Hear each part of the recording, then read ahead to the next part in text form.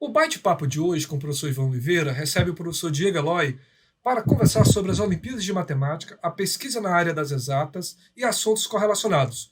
Diego, muito obrigado por ter aceito o convite de participar desse quadro e seja bem-vindo ao nosso canal. E peço já para que os nossos ouvintes assinem o canal, curta o vídeo no final da reprodução e compartilhe com os amigos e amigas para conhecer um pouco da história do Diego Eloy e também sobre os aspectos das Olimpíadas no Brasil, o seu processo de massificação no país, entre outros assuntos que a gente vai tratar hoje aqui. Diego, passo a palavra para você fazer uma abertura, né?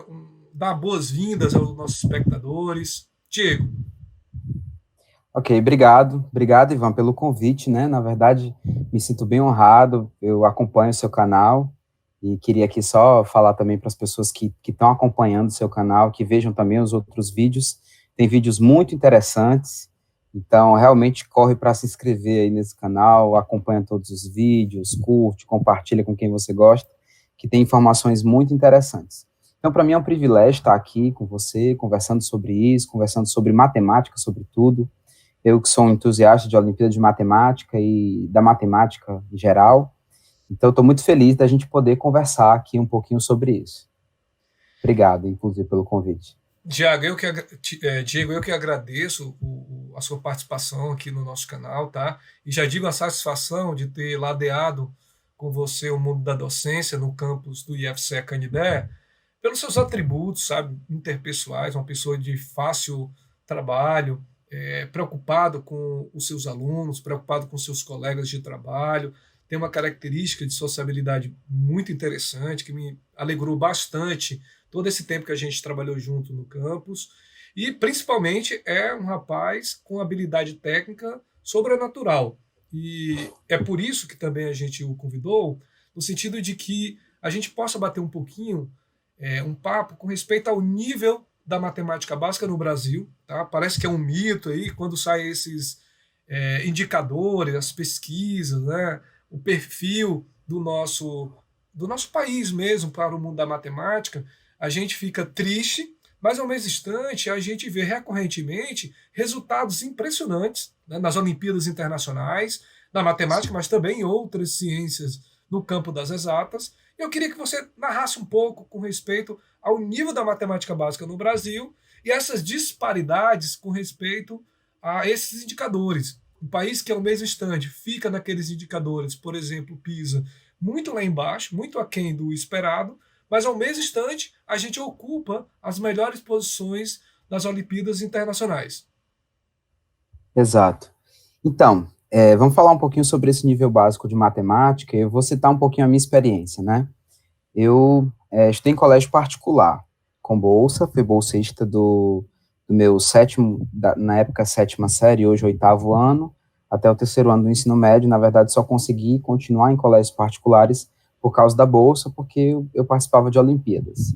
E nesse tempo eu tive professores de matemática que eram, por exemplo, formados em Direito e que não tinham formação em matemática, numa escola particular, e não tão pequena em Fortaleza. Quando a gente vê isso, foi muito interessante, inclusive, esse professor foi um professor muito bom que eu tive, e a gente não está querendo dizer que ninguém pode saber matemática além daquele que é formado, mas isso já demonstra uma pouca preocupação que às vezes as pessoas têm, e isso é de maneira geral, isso no setor privado, você imagina no setor público, com a questão da formação. É muito importante que o professor de matemática seja formado em matemática e tenha uma boa formação em matemática. Daí o que acontece? Quando a gente vê esses níveis baixos no PISA, acho que é muito mais um reflexo do que hoje a gente tem uma grande renovação. A gente hoje está conseguindo renovar a rede pública com professores que não eram formados em matemática, mas que lecionavam, e que estão agora ou recebendo um tipo de formação, ou agora estão sendo, sei lá, estão indo para as suas áreas específicas, e outros professores de matemática estão vindo para essas áreas, e isso tudo faz com que a gente tenha uma esperança de um futuro melhor.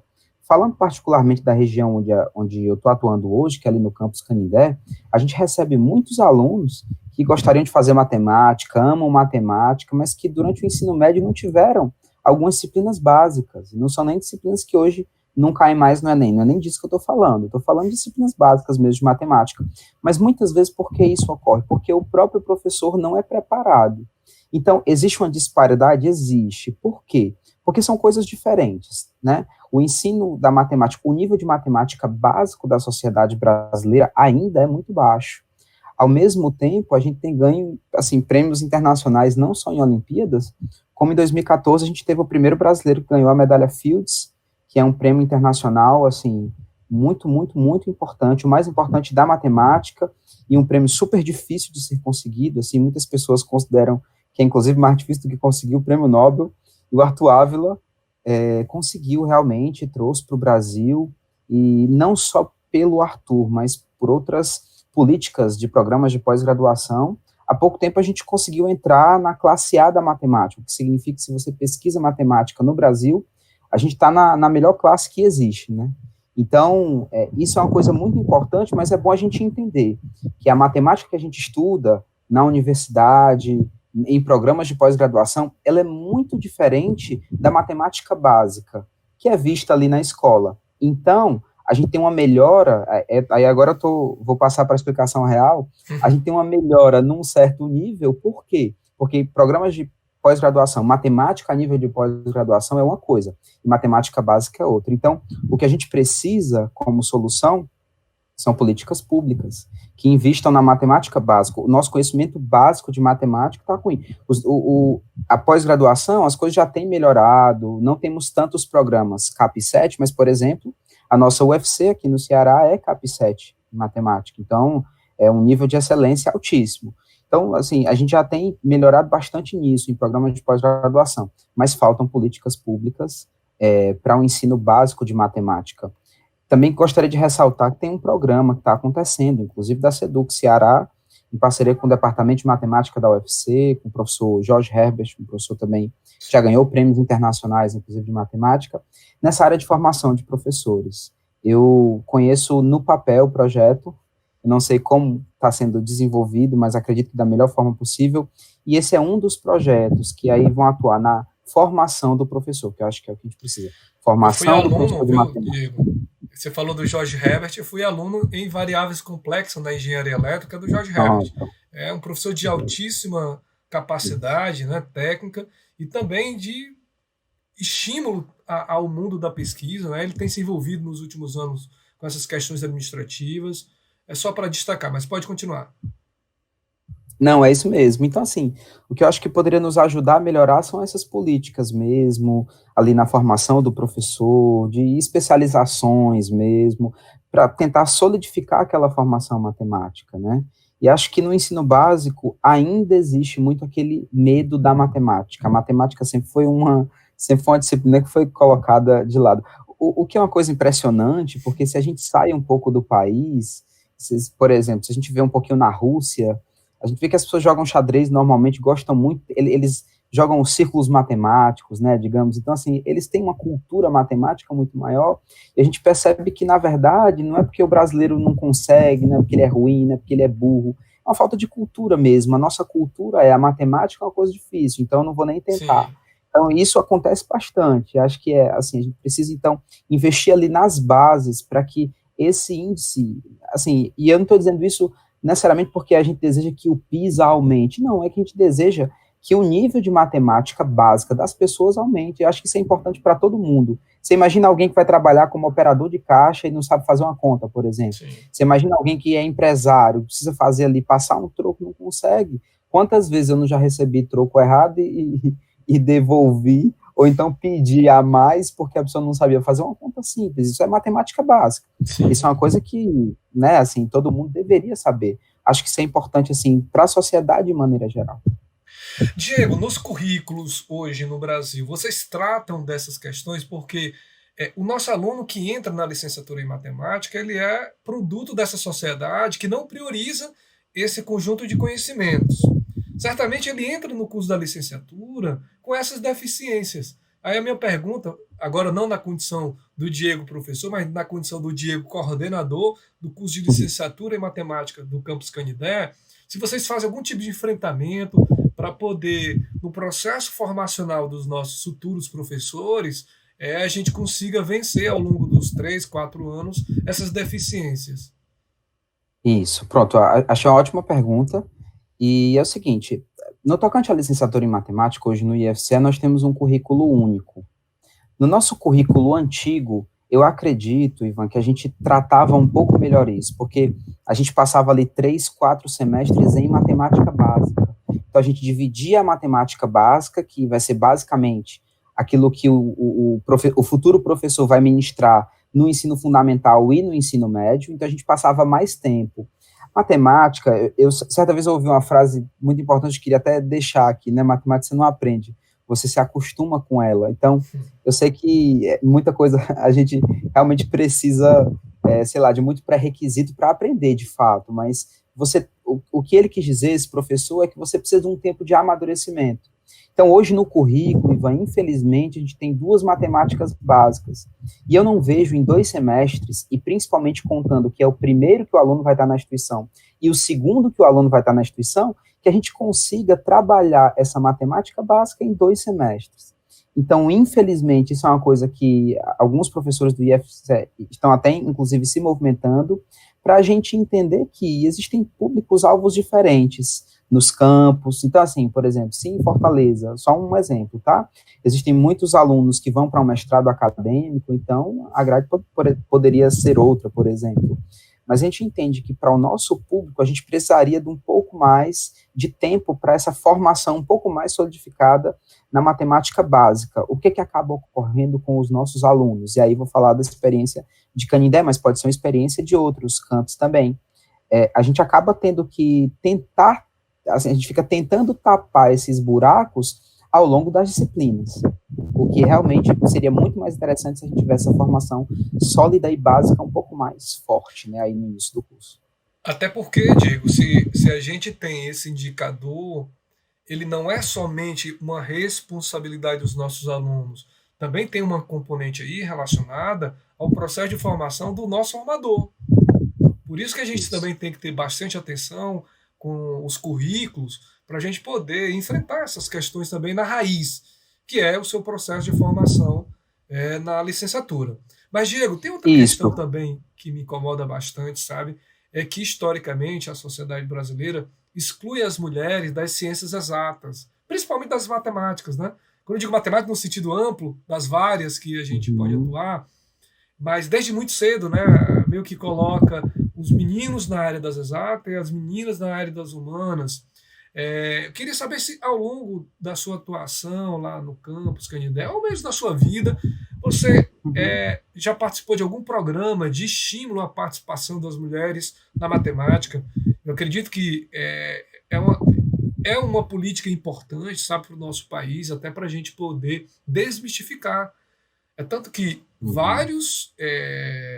des- várias descobertas no campo das exatas foram feitas por mulheres e muitas vezes apagadas, né? Porque, É. como uma ciência muito marcada pela presença dos homens, acaba não dando o protagonismo necessário às mulheres. Mas é só uma coisa que me veio aqui, porque nesses últimos 3 dias, Diego, ficou muito claro, né, que existe um ataque recorrente aos direitos das mulheres, né? Aconteceu um Sim, episódio verdade. muito triste com essa questão aí, um caso de abuso de uma criança de 6 anos que foi Uhum. violentada por Até os quatro 10, né? anos, né, tragicamente estava grávida, e agora fica claro, né, que a parte da sociedade, inclusive, usa de discursos hipócritas subjugando ou minorizando os direitos das mulheres. E isso vai da criança, né, à mulher adulta. Uhum. Mas, Isso é verdade. especificamente na matemática, como é que está esse quadro? Pronto, então essa é uma questão que vem sendo muito discutida ao longo dos anos. Hoje nós temos pesquisadoras excepcionais de matemática no Brasil, sobretudo no INPA, né, que é o Instituto de Matemática Pura e Aplicada, que, para quem não sabe, é o maior instituto de matemática da América Latina, então é um instituto muito forte. Nós temos professoras lá, com a professora Ana Carolina Araújo, por exemplo, da área de geometria algébrica, Sim. muito boa, inclusive. E, assim, o que a gente tem tentado fazer na matemática, ou pelo menos o que eu percebo, é mais no campo das Olimpíadas. Falando do campus Canindé, nós temos muitas alunas, inclusive, assim, eu Não sei te dizer de cabeça percentual, mas eu chutaria, assim, que basicamente metade de todo mundo que se formou são metade mulheres e metade homens, assim, eu acho que é mais ou menos nessa linha aí de percentual. Então, tem muitas meninas, assim, que atuam na matemática, muitas pesquisadoras também.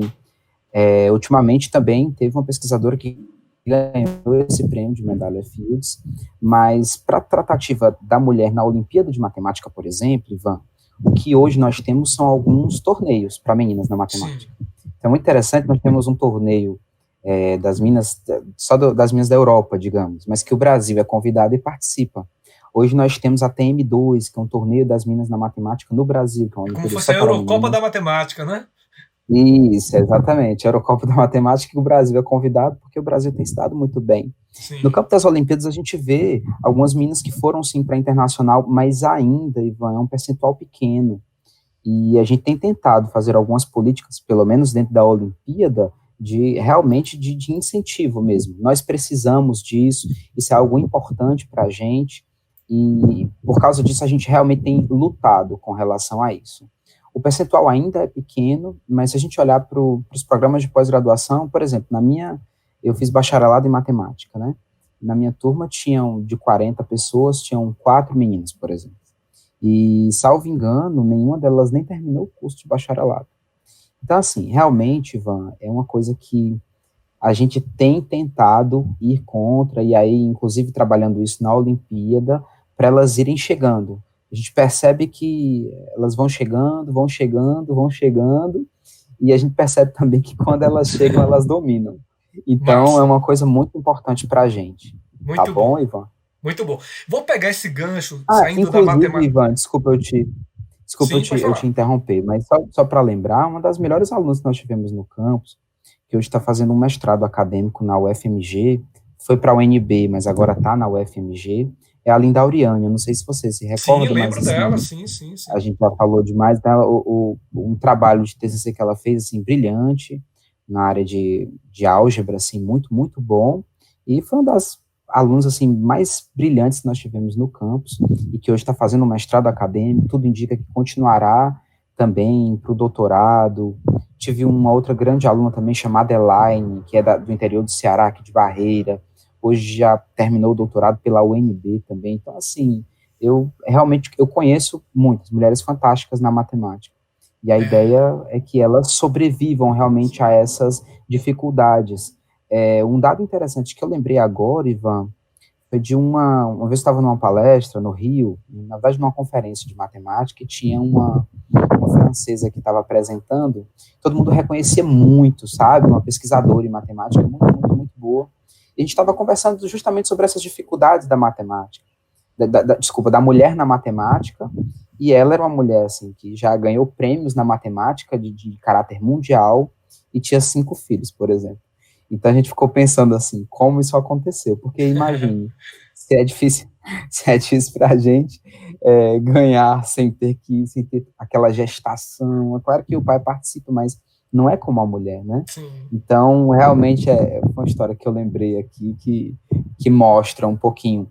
No Brasil, Ivan, é um pouquinho baixo, inclusive o percentual. De maneira geral é baixo, mas na Europa eu vejo uma participação em massa das mulheres, sobretudo França e Itália, eu vejo muitas mulheres importantes, fortes na matemática, trabalhando até hoje. Muito bom que a gente possa continuar aí incentivando a participação das mulheres, né, nas ciências exatas e em qualquer ciência.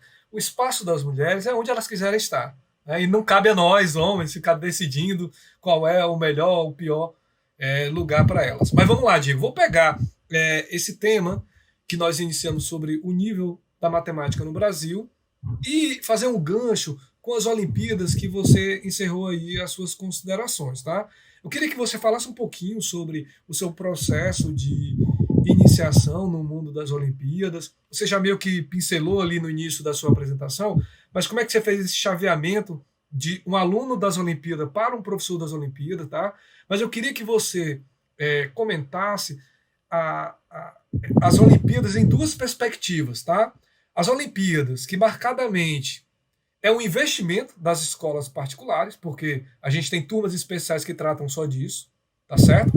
E também um esforço do Brasil para massificar as Olimpíadas junto às escolas públicas, tá? Então eu queria que você falasse dessas duas realidades, a realidade das Olimpíadas para as escolas particulares e as Olimpíadas das escolas públicas. E em que momento existe essa convergência entre esses dois mundos?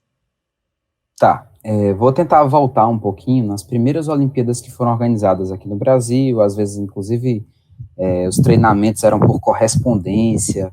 Então, assim, sempre a Olimpíada, ela teve, no início, um pouquinho desse caráter, assim, digamos, quem pode participa. E isso era uma coisa que sempre incomodava.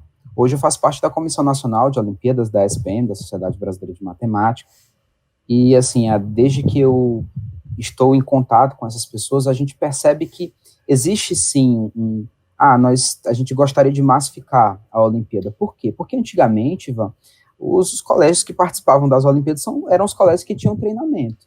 Então, eram as escolas privadas tinham treinamento para a Olimpíada e faziam a prova. As escolas públicas poderiam fazer a prova? Poderiam, mas sem treinamento, possivelmente elas não teriam tanta chance.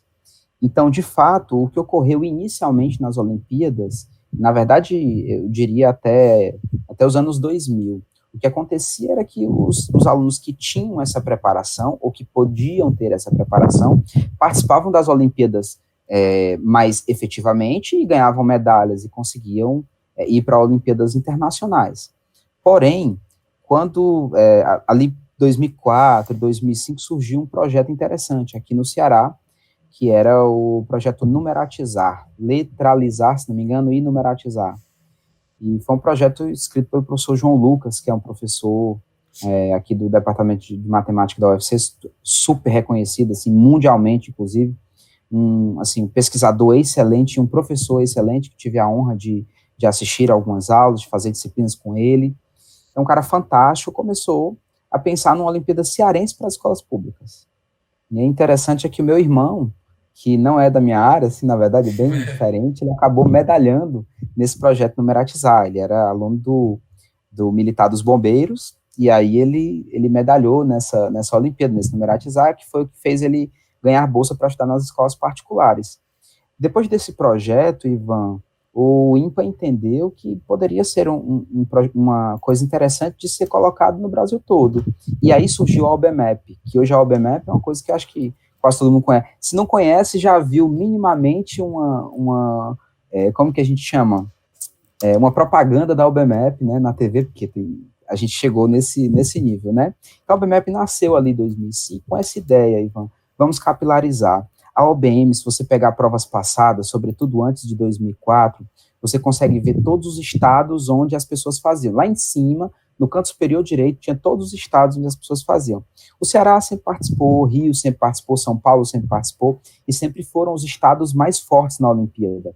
Mas tinham estados que não participavam. Então, você imagina que a Olimpíada não conseguia chegar em todo canto. Qual que era a ideia da OBMEP? A gente tentar levar a Olimpíada para todo mundo. E a OBMEP, ela, assim, de fato, eu hoje vejo que, assim, eles conseguiram fazer isso com sucesso, sabe? Capilarizar a Olimpíada e realmente, assim, De quando, Diego? Esse processo de universalização das Olimpíadas começou quando, mais ou menos? Você tem ideia de data? Pronto. Em 2005 surgiu a OBMEP, mas ainda não teve uma participação grande. A participação maior que a gente teve foi ano passado, na primeira fase, com mais de 18 milhões de estudantes, se tornando aí a Olimpíada Nacional, onde mais pessoas participam. Inclusive, é um dado, assim, super interessante, você vê, né, 18 milhões de pessoas. Não conseguimos chegar em todas as cidades, mas você veja, Ivan, por exemplo, na Semana Olímpica do ano passado, nós tivemos estudantes de uma cidadezinha chamada Mimoso do Sul, no Espírito Santo, depois dá para pesquisar, uma cidade bem, bem pequena, e a gente teve também de uma cidade pequena de Minas Gerais, que eu não lembro se o nome é Inhatim, talvez, o nome, 8 mil pessoas. Então, a gente teve medalhados, assim, pessoas que medalharam nessas cidades. Então, quer dizer, como a Olimpíada chegou lá, essa capitalização da OBMEP, né? Então, essa tentativa de socialização da Olimpíada de Matemática. Porém, Ivan, não dá para a gente dizer que hoje a gente conseguiu elevar ao mesmo nível. O que existe por parte, inclusive, do governo federal, do INPA, são projetos como a OBMEP na escola, que incentiva o professor ao professor ministrar aulas de Olimpíada na escola dele, na escola pública. Isso ocorre aqui no Brasil, certo? Isso elevou o nível dos meninos das escolas públicas nas Olimpíadas? Sim. Um outro projeto que tive a honra de participar foi o PES, que era um programa especial para competições internacionais. Como era esse programa? Pegavam os medalhistas da OBMEP, chamavam todos eles, em um momento foi no Rio, em outro momento foi em Brasília, e nós dávamos aulas para todos os medalhistas da OBMEP. E esse projeto foi um sucesso. Por quê? Porque teve um ano aí, que inclusive acho que foi 2015, que foi o ano que eu estava participando, onde as equipes brasileiras para Olimpíadas Internacionais eram formadas por estudantes de escolas públicas, e não eram mais por estudantes de escolas particulares. As escolas particulares, elas começaram a querer pagar para enviar os estudantes para ter o mesmo treinamento, pra você ter uma ideia. Então, assim, a gente chegou realmente nesse nível ali em 2015, depois o programa se encerrou em 2015, e não houve mais. Mas o OBMEP na escola é um projeto interessante que tenta trabalhar ali na base. O que é que eu posso te dizer hoje? Respondendo a tua pergunta de uma maneira um pouco mais concreta, o nível dos meninos de escola pública na Olimpíada, ele aumentou, ele elevou sim. Por quê? Porque a OBMEP hoje, como é que a gente consegue ver isso com dados reais?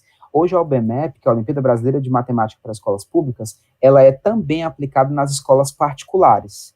Então, a OBM, ela teve essa junção aí com a OBMEP. Porém, o que é feito? As medalhas ainda são separadas. Então, existem as medalhas das escolas particulares e as medalhas das escolas públicas, certo? Então, são 2 grupos de medalhas, ok? E aí, nesse ponto, a gente consegue ver que os meninos da escola particular ainda se dão melhor, tá bom? Sim. Porém, se a gente voltar um pouquinho, Ivan, a gente praticamente não tinha ninguém que alcançava o nível. E hoje, a gente consegue, sim, consegue colocar um menino de escola pública e um menino de escola particular, e eles conseguem combater ali, sim. Hoje a gente já consegue ver alunos assim. E a gente já consegue ver muitos alunos de escola pública, eu vou te dar um dado interessante aqui, que às vezes conseguem ir melhor na prova da OBMEP, às vezes que alunos que foram para Olimpíadas Internacionais. Então, isso tem ocorrido, sim, em escolas públicas, tá? Então, que elevou o nível, elevou. É a mesma coisa? Ainda não, porque a escola privada, ela ganha com essa propaganda. Então, como ela ganha com essa propaganda, ela acaba investindo mais. E investe em turmas especiais, investe em professores de Olimpíada. Então, tudo isso acaba acontecendo. Mas espero que tenha ficado clara aí a minha... Deixa eu só pegar o gancho de uma expressão que você falou, que é o menino treinado, tá? Quando você diz que o menino tem que ser treinado, ou a menina, né? Precisa ser treinada, isso implica que é uma outra matemática que é cobrada nas Olimpíadas, ou é a mesma matemática que a gente aprende na sala de aula no ensino fundamental, no ensino médio? Pronto, ótima pergunta. Então, nas Olimpíadas, a gente começa a ver alguns outros conteúdos que a gente não vê em sala de aula, isso é verdade. A OBMEP, quando ela veio para tentar quebrar um pouquinho. Então, o que a OBMEP hoje traz? Problemas um pouco mais contextualizados, em que você, no máximo, vai precisar ali de um raciocínio lógico. Então, a pessoa, né, digamos, o estudante que tem um pouco mais de treinamento, digamos, ele é um pouco mais vivo, então ele vê o problema, e às vezes ele vê ali 3 soluções diferentes para o mesmo problema, tá? Mas é um problema que você, com raciocínio lógico, conseguiria fazer sim. Para um treinamento a nível internacional, Ivan, tem muitas coisas que a gente só vê na Olimpíada. Tem muitas coisas que você não vai ver nem na graduação, nem os meus alunos de licenciatura eu não ensino. São coisas que eu aprendi lá atrás e isso não é utilizado. Isso pode ser utilizado na pós-graduação, na pesquisa em matemática, as ideias, né? Porque matemática tem essa questão do conjunto de ideias e essas ideias vão se repetindo. Então a gente consegue utilizar, mas para o BMEP eu não preciso de tanta coisa assim, alto nível, digamos, de matemática, mas se eu for estudar alto nível de Olimpíada de Matemática, realmente são coisas que a gente não vê em sala de aula, são coisas avançadas. Diego, eu te conheço pelo menos há 5 anos nesse campo das Olimpíadas e vejo que você trata isso como fosse uma espécie de sacerdócio, né? Em que você se doa realmente, acompanha equipes aí nas competições, tanto aqui dentro do país, mas também em competições internacionais. Se você puder citar aí 1 ou 2 competições internacionais que você acompanhou os nossos alunos. Então, eu tive o prazer de acompanhar alguns dos nossos alunos em competições internacionais. Recentemente, a gente teve uma Olimpíada Internacional para os estudantes universitários, né? e eu fui líder do Brasil, chama IMC, na IMC 2020, apesar de ter sido online, então eu não viajei, mas de casa fui líder do Brasil, normalmente essa Olimpíada ocorre na Bulgária. Também viajei como vice-líder do Brasil numa Olimpíada muito interessante, uma Olimpíada na Romênia, chamada Romênia Masters, no ano passado, em fevereiro, tive com a equipe do Brasil também, e já participei de Cone Sul, Rio Platense, que são outras Olimpíadas internacionais também. Esse setor de Olimpíadas, ele é bem, assim, existem muitas Olimpíadas interessantes, Sim. assim, matemática, as pessoas conseguiram desenvolver vários tipos de Olimpíadas. Então, como você está falando de Eurocopa, né, tem Eurocopa, e aí vai ter até, para os meninos até 15 anos, vai ter até, para eles até 16 anos, então isso São sempre é muitas um pouco, categorias, né? E hoje são a muitas matemática categorias. tem inspirado outras ciências a fazer as suas Olimpíadas, né? Inclusive aqui no Ceará a gente tem organizado a nossa instituição. Parabéns para o IFCE. O pessoal diz que eu só faço criticar, mas a gente critica porque acredita que dentro do ambiente democrático se avança com a crítica honesta, fundamentada, mas é, aproveito esse momento para parabenizar a organização aí da OSHE, né, que Isso, o nosso a Instituto pesquisa Federal humana, né? exatamente tem promovido para essa questão do protagonismo das ciências humanas e que vai acontecer uma edição online, né? E deixo aqui a minha felicidade e as minhas congratulações para todos os professores de história, geografia e das ciências correlacionadas que participam de forma tão comprometida com essa ação extensionista que a nossa instituição tem promovido. Eu acredito que deve ser aí Exatamente. a segunda edição, né? Esse ano.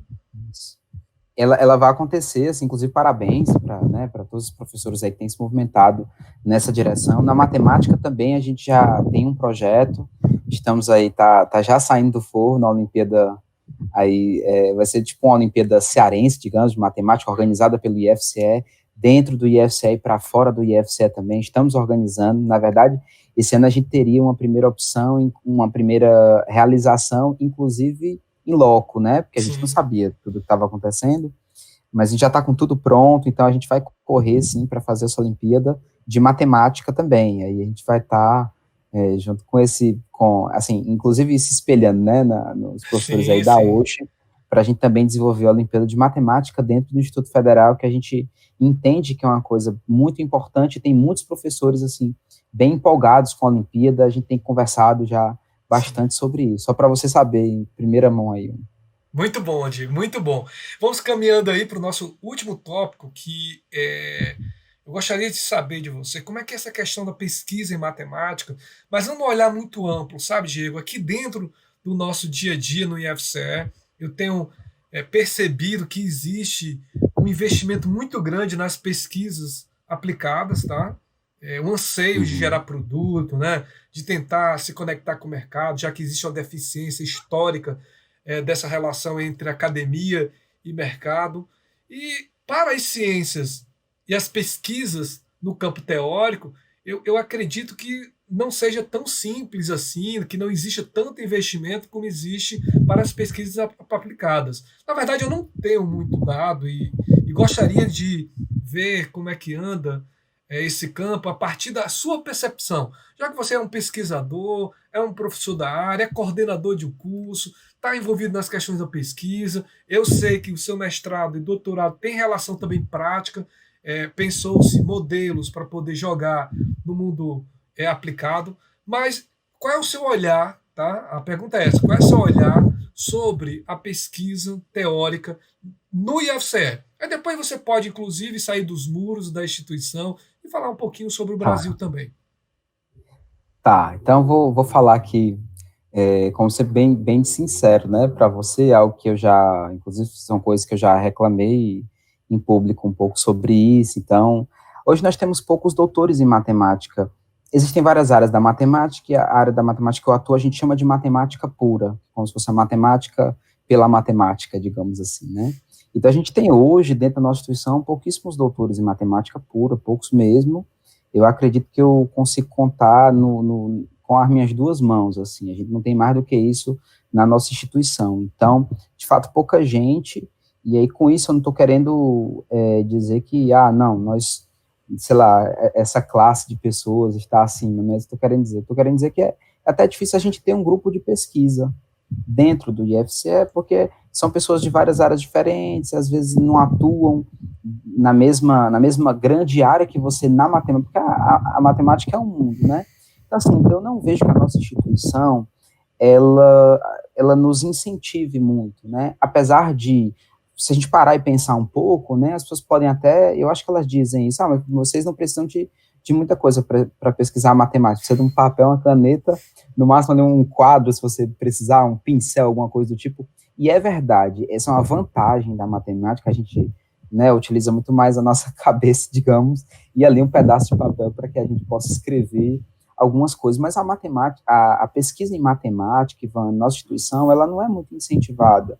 E aí eu te digo um dado que me desmotiva, tá? E aí pode desmotivar outros colegas também da área, vão falar de mim, que é quando a gente vai para editais de pesquisa, né? A gente quer fazer ali um programa de iniciação científica com os nossos alunos, quer fazer outros tipos de programas, e o sistema não é sensível ao pesquisador em matemática. Vou te dar um exemplo básico. Eu fiquei ali 9 anos da minha vida praticamente na UFC estudando matemática, desde a graduação até o doutorado, e nesses 9 anos eu conheci 2 pessoas que escreveram um artigo ainda no mestrado. Ninguém que tenha escrito na graduação, e dois, eu disse 2 e eu estou falando de 9 anos, eu não estou dizendo de uma semana, não ficou uma semana ali no departamento, não. Então, os nossos artigos, Ivan, em geral, nosso primeiro artigo é a nossa tese de doutorado. Então, pegar um sistema que não é sensível a isso dificulta a gente. Porque o que vai parecer é que a gente não pesquisa. Sim. Porque cada área tem a sua, tem o seu modo, né? E a gente é assim. E aí eu não tenho culpa disso, e nem você tem culpa disso, mas eu acho que o nosso sistema poderia ser sensível a isso. Então, isso acaba nos desmotivando, porque em um ano, se a gente conseguir resolver um problema, ou se a gente conseguir resolver 2, 3 problemas para colocar em um paper, é alguma coisa. Enquanto a gente vê que o edital está preocupado, às vezes, com uma produção acadêmica que não vai acontecer na nossa área. Sim. Então, eu não acho que a nossa instituição incentive, acho até no fundo, talvez ela queira, mas muito mais pelo tripé, né, de ensino, pesquisa e extensão. Mas eu não acho que haja, assim, um incentivo, assim, eu não vejo esse incentivo. Eu acho que a gente está muito lotado, matemática tem em todos os campos, a gente precisa, todos os campos, né? A gente precisa, tem ensino médio, tem licenciatura, mas não vejo que há um incentivo para a gente nesse sentido, sobretudo quando a gente vai buscar bolsas de pesquisa dentro do próprio IFCE, o que para mim, na verdade, é muito triste de dizer, mas eu não posso faltar com a verdade. Olhando para um panorama geral da matemática, como eu falei Diego, anteriormente... me permita Oi, fazer só um adendo por com favor. respeito aí à instituição, só para o nosso espectador entender que a matemática é uma ciência que tem vários ramos. Quando a gente encontra um colega e diz, sou professor de matemática, não implica dizer que ele sabe todas as áreas da matemática, né? E dentre essas áreas, a gente tem a educação matemática e a história da matemática, que talvez, dentre todas as áreas que a instituição tenha investido de alguma forma, a educação matemática e a história da matemática são aquelas que, de alguma forma, ainda conseguiu sobressair, né? Teve algum tipo de incentivo, a gente vê até uma produção razoável dos colegas nesse campo, né? Eventos, né, Ivan? Eventos E onde, né, eventos, né? A gente, inclusive, tem colegas lá no campus Canidé, né, que trabalham com essa nós questão da... sediamos um evento agora muito importante da história da Sim, matemática, foi sim, agora em julho, inclusive, foi muito bom, sim, participei, inclusive, então foi muito interessante e nós sediamos, então, sim, sim. é isso. Aproveito Mas até eu para gostei muito da saudar sua todos os lembrança. professores e as professoras de matemática, no nome do nosso colega Eugeniano, que também ajudou aí no processo de organização do evento, né? Mas, meu Isso. querido, pode continuar aí nessa perspectiva fora dos muros do IFCE. Saindo um pouco do IFCE, nós temos aqui, a UFC é, como eu falei, um padrão de excelência, né? Então, nós temos pesquisadores fortíssimos aqui na UFC, principalmente na área de geometria, que é uma das grandes áreas da matemática, que não é a que eu estudo, por exemplo. Então, a equipe só é muito forte, topologia tem crescido bastante aqui, uma área chamada singularidades, e a minha área de análise também, a gente tem um grupo forte aqui na UFC. Hoje, há pouco tempo, na verdade, o Brasil conseguiu chegar num patamar muito, muito importante, que é como se nós estamos hoje na classe A, digamos, de pesquisa de matemática pura no mundo. Então, a gente entra para um grupo seleto, que tem Canadá, que tem Estados Unidos, sabe? E, assim, as principais potências de matemática, hoje nós estamos dentro desse grupo de principais potências, né?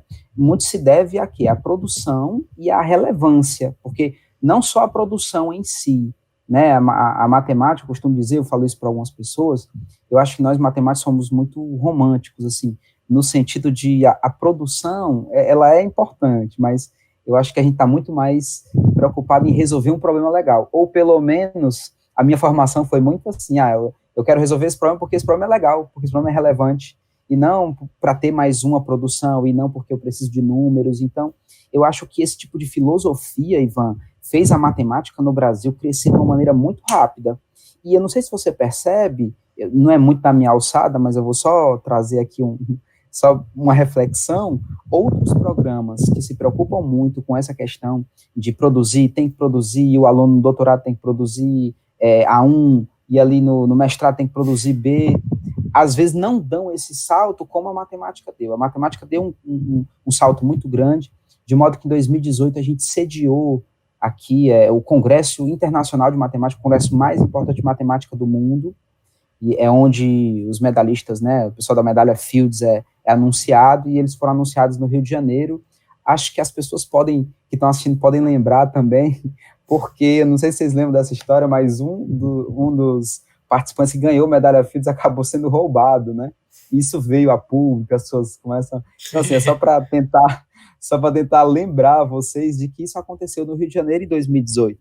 E a gente está, assim, eu sei que parece uma gíria futebolística, mas hoje eu posso dizer que a matemática no nosso país está em outro patamar.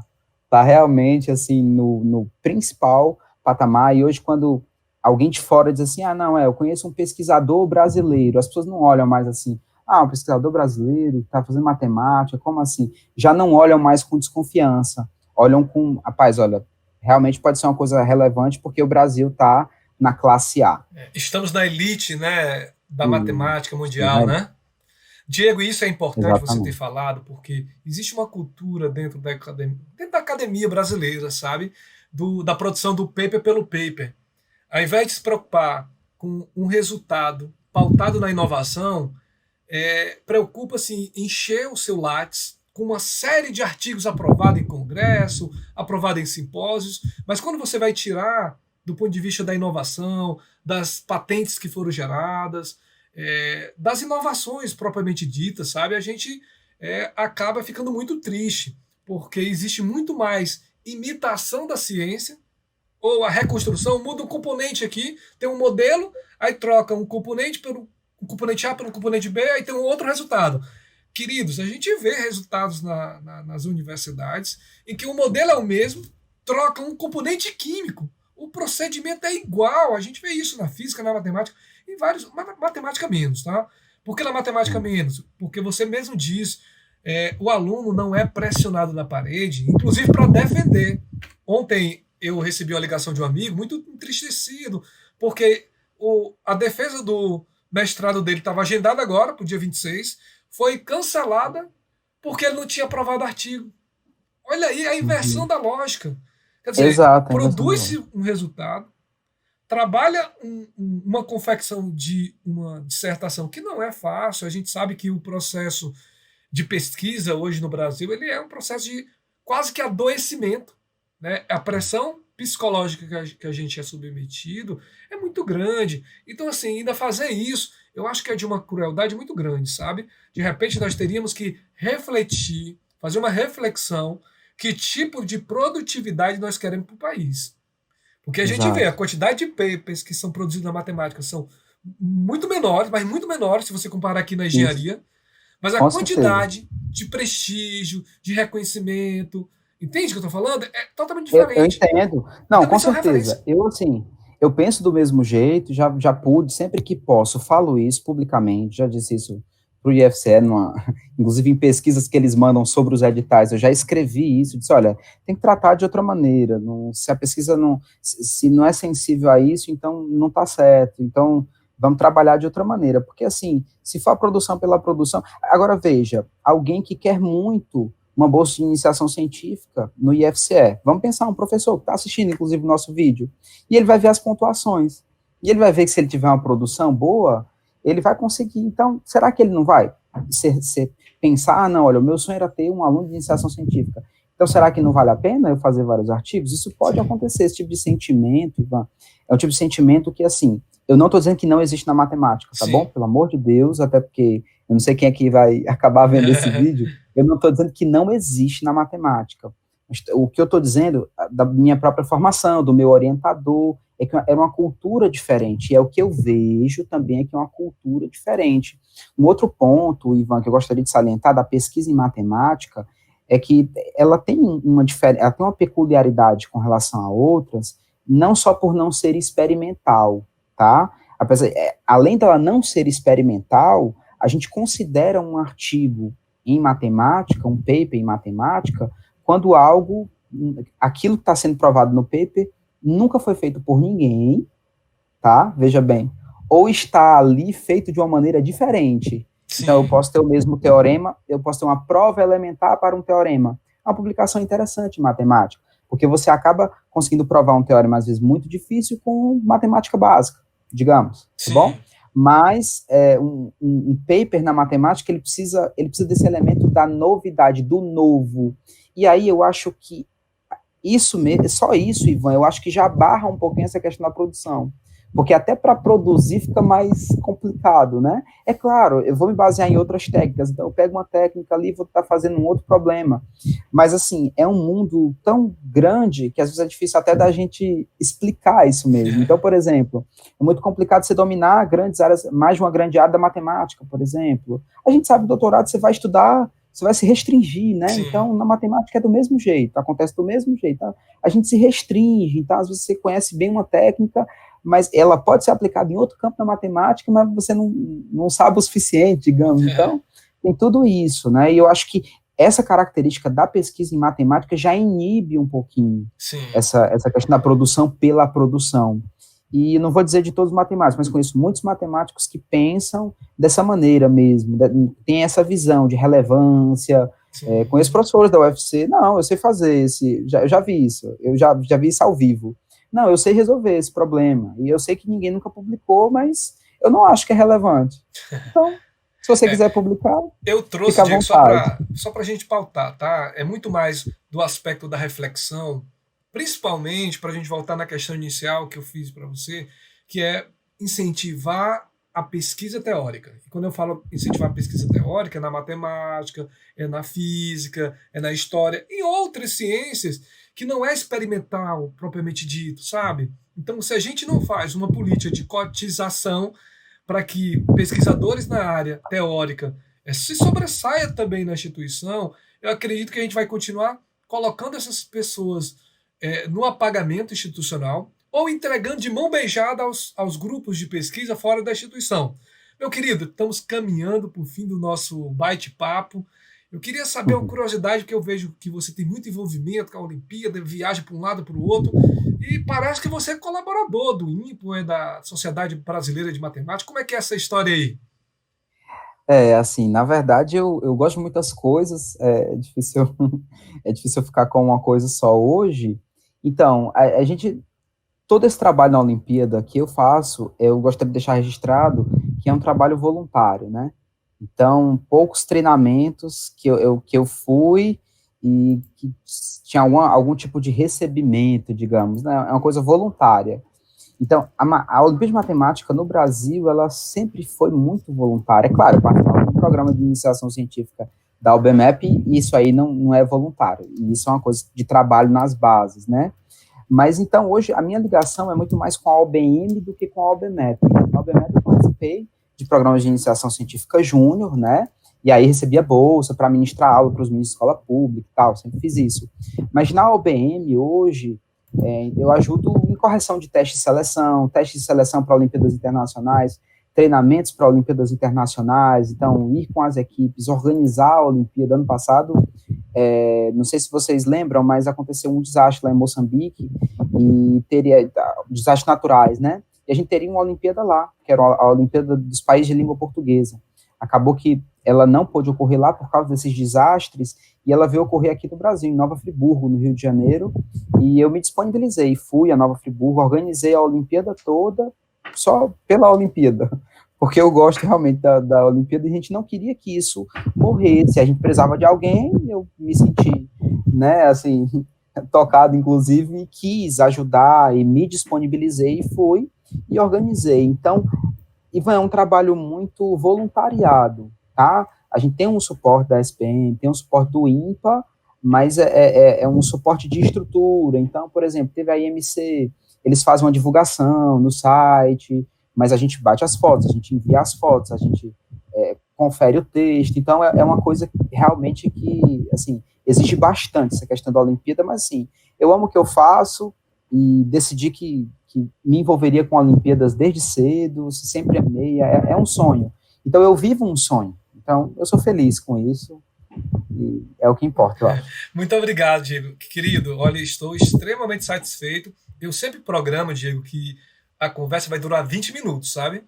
É incrível que eu estou aqui na quarta edição o quarto episódio, na verdade, desse quadro, mas nunca consigo, porque, na verdade, a gente começa a conversar, existe uma carência desses espaços para a gente poder trocar experiências, e aí a gente acaba não se preocupando com o tempo. E vou aproveitar esse momento de encerramento da nossa conversa para ler aqui um convite que recebi do amigo Vinícius, que é lá do campus Maracanaú, que no canal Papo Matemático, nosso colega, professor Eurípides, você deve conhecer, né, do curso da licenciatura em Matemática lá de Maracanaú, vai estar participando de um quadro falando sobre a natureza da geometria complexa. Vai acontecer no dia 19 de agosto, no canal Papo Matemático, tá? Olha, o Eurípides, um cara de gente boa, assim como o Diego, tem aí uma atuação de protagonismo muito grande, e aproveita esse momento, né, para poder pedir ao meu espectador, seu espectador, os colegas que de alguma forma vão ver esse vídeo, para assinar nosso canal, @profivan13, curtir o vídeo, tá certo? Curtir o vídeo e compartilhar com seus amigos e amigas, e nos ajudar a chegar cada vez mais pessoas. Diego, muito obrigado pela sua participação. E o bate-papo de hoje com o professor Ivan Oliveira recebe o professor Diego Eloy para conversar sobre a Olimpíada de Matemática, a pesquisa na área de exata e outros assuntos que a gente acabou trazendo aí nesse vídeo, que certamente vai despertar o interesse de vocês. Diego, suas palavras finais. Muito obrigado, Ivan. Quero agradecer pela oportunidade. Assim, fico muito feliz da gente poder tratar de um tema que eu considero tão importante, que é a matemática. Costumo dizer que, na verdade, a matemática está em todo lugar, né? E a pesquisa em matemática, a matemática é uma coisa muito importante. Todo esse avanço tecnológico que a gente tem, não se enganem, gente. É tudo porque existe uma matemática bem estruturada por trás. Então, a matemática realmente está em todo canto. E eu desejo que você seja sensível para perceber a matemática em todo canto. Muito obrigado, Ivan, e sigo à disposição. Muito obrigado e até a próxima edição